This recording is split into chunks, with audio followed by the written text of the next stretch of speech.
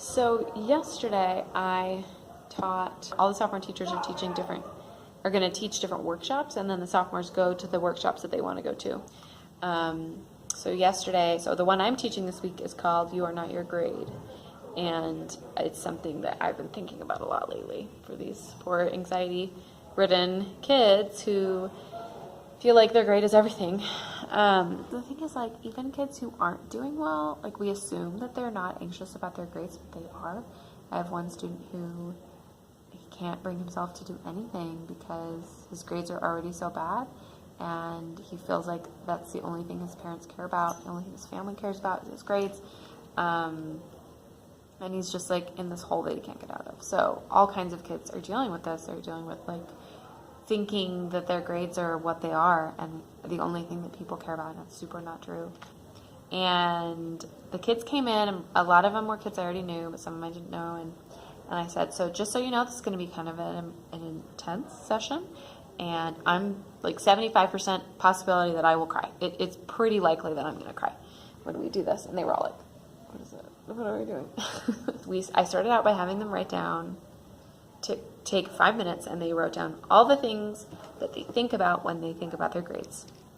And I was like, I'm never going to read this. No one ever is ever going to read this, so just say whatever you want. Then I had them set that side. We watched this fantastic TED Talk by Brené Brown on shame versus guilt. So the difference between guilt and shame that Brené Brown talks about is that guilt is I made a mistake, and shame is I am a mistake.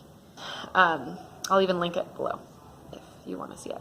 Afterward, we talked about that. We talked about the difference between shame and guilt, and the difference between fixed mindset and growth mindset, and how shame pushes you back, guilt pushes you forward. And then I told them the story about a woman who's just gotten through a divorce. She's trying to kind of start over, and she's still really sad, but she's really trying to push through it. So she goes out on this date, and she gets stood up. And then her friend shows up, and her friend is like, well, of course you got stood up. Like, your spouse divorced you for a reason. Like, you are not that attractive, and you're kind of boring, and no one really wants to spend time with you, so why would you think this person would show up? And I'm telling this story, and kids' faces are like, and I said, does that sound like a good friend? And they were like, no. And I said, okay, what if I told you that nobody showed up? That's what she told herself. Is she being a good friend to herself? That's where I cried, definitely, because I looked at them, and I looked at my students, and I said, don't ever do that to yourself. I'm tearing up a little bit now. So then we moved on, and what I had them do is take the guilt and shame paper out again, and there was another table, a new blank table for them, and guilt and shame, and then they read through their rant about grades at the beginning of the class. So how often when you think about your grades do you think that you made a mistake, or you can fix things, or there's something to do as a behavior thing? And how often when you think about your grades is it an I'm not good enough, I'm a failure, I am terrible, I'm a bad student, I'm stupid? And then at the end I had them make something called blackout poetry. So you have like a bunch of words, and then you black out the words that you don't want, and you only highlight the ones that have a message, a different message maybe than the original passage said. So I told them, just pick out however many words you want that make whatever you said about grades something positive. I had students who thanked me very